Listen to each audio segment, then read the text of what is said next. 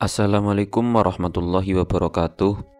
Batu Hajar Aswad memiliki dua mata dan mulut saat bersaksi di hadapan Allah pada hari kiamat. Berikut kisah Umar bin Khattab berbicara pada Batu Hajar Aswad. Umar bin Khattab merupakan sosok yang tegas, dan terkadang sifatnya itu membuatnya lebih keras dalam menghadapi sejumlah persoalan, seperti saat dimintai pendapat mengenai tawanan perang Badar. Umar mengusulkan agar semua tawanan dihabisi nyawanya. Berbeda dengan Abu Bakar, sifatnya yang lembut mengusulkan agar tawanan dibebaskan dengan syarat membayar tebusan. Watak keras Umar ini sebenarnya sudah bawaan sejak lahir. Sebelum masuk Islam, ia dikenal sebagai musuh Nabi Muhammad SAW yang paling ditakuti. Ia tidak segan mengintimidasi setiap umat muslim yang ditemuinya. Setelah masuk Islam, Umar berubah menjadi pembela dakwah Rasul yang disegani karena sifat tegasnya. Di sisi lain, ia merupakan sahabat yang sangat taat pada Nabi Muhammad. Berdialog dengan Hajar Aswad, salah satu kisah ketegasan Umar yang menarik adalah saat ia berbicara pada Hajar Aswad. Dikutip dari beberapa sumber, Hajar Aswad dibawa dari surga dan dipersembahkan khusus untuk Nabi Ibrahim dan ditempatkan di sudut Ka'bah.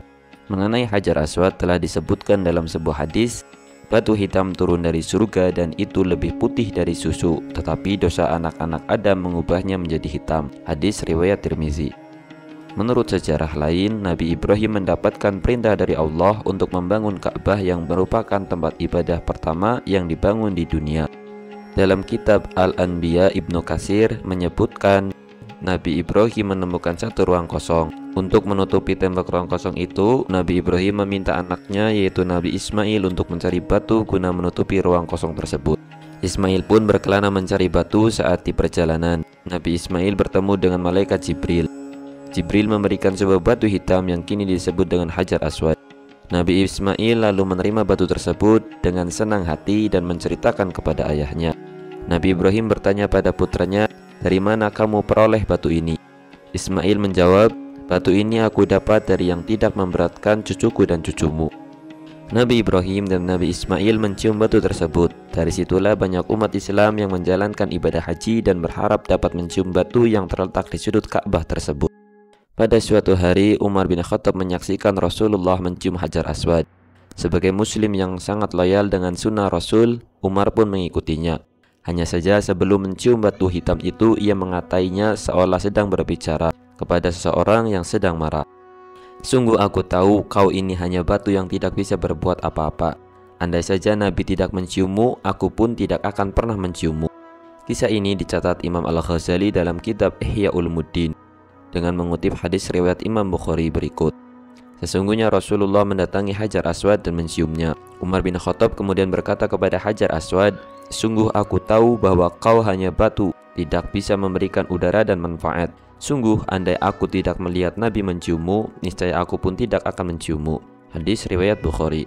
Dalam hadis yang lain dengan redaksi hadis sedikit berbeda disebutkan, sesungguhnya Umar bin Khattab berkata kepada batu Hajar Aswad, "Sungguh aku mengetahui bahwa kamu hanyalah batu yang tidak bisa mendatangkan mudarat maupun manfaat, namun kalau bukan karena aku telah melihat Nabi menciummu, tentu aku tidak akan menciummu."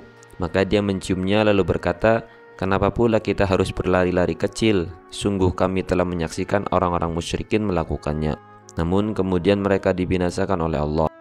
Dia berkata lagi, "Berlari-lari kecil ini adalah sesuatu sunnah yang telah dikerjakan oleh Nabi dan kami tidak suka bila meninggalkannya." Hadis riwayat Abdullah bin Umar. Setelah Umar mencium batu itu, ia menangis dengan keras dan menoleh ke belakang. Ternyata ada Ali bin Abi Thalib. Umar berkata, "Wahai Abdul Hasan, disinilah tempat menumpahkan air mata dan doa-doa yang dikabulkan." Ali kemudian berkata, "Wahai Amirul Mukminin, Hajar Aswad ini bisa memberi udara dan manfaat." "Bagaimana mungkin?" kata Umar.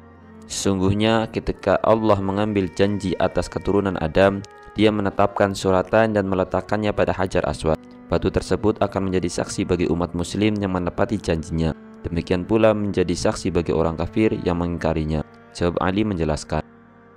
Penjelasan Ali ini mengacu pada firman Allah dalam surat Al-A'raf ayat 173 tentang janji yang disanggupi anak cucu Adam saat masih dalam alam arwah. Al-Ghazali dalam kitabnya Ihya Ulumuddin juz 1 halaman 327 lebih lengkapnya mengisahkan begitu. Allah selesai menciptakan Nabi Adam, diusaplah punggung Adam dan keluar keturunan-keturunannya. yang berjanji kepada Allah untuk menyembah dan menaatinya. Janji itu ditulis dalam sebuah kertas yang dimasukkan ke mulut Hajar Aswad. Kelak di akhirat, batu mulia itu memiliki kedua mata dan mulut untuk menjadi saksi atas janji anak Adam. Adapun pesan moral dalam dialog Umar bin Khattab dengan batu Hajar Aswad, sekilas sikap Umar terhadap Hajar Aswad di atas seolah menunjukkan dirinya tidak mempercayai keutamaan-keutamaan yang dimiliki oleh batu mulia itu. Tapi jika ditelisik lebih dalam, ada hikmah besar di balik ucapannya. Saat peristiwa ini terjadi, kualitas keimanan masyarakat Mekah yang belum kokoh, mengingat mereka belum lama memeluk Islam. Ucapan Umar tersebut untuk mengantisipasi agar jangan sampai orang-orang ini ada batu yang bisa memberi udara dan manfaat dengan sendirinya, sebagaimana dulu orang Arab jahiliyah meyakini berhala-berhala memiliki kemampuan demikian. Jadi Umar tetap meyakini sejumlah keistimewaan yang dimiliki Hajar Aswad, termasuk bisa melebur dosa dengan mencium atau menyentuhnya. Hanya saja Umar menyesuaikan sikapnya itu di tengah-tengah masyarakat, maka agar tidak terjadi salah persepsi.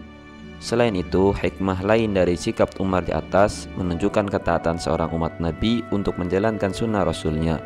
Kesediaan Umar mencium Hajar Aswad atas dasar ittiba, yaitu mengikuti perbuatan Nabi, merupakan bukti ketakwaannya. Umar tidak bertanya apa sebabnya Nabi mencium batu tersebut. Ia hanya mengikuti apa yang Nabi lakukan.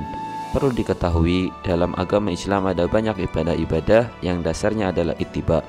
Hal tersebut dijelaskan lengkap dalam kitab karangan Ibnu Hajar. Semoga kisah ini dapat menambah wawasan keilmuan kita. Amin amin ya rabbal alamin. Wassalamualaikum warahmatullahi wabarakatuh.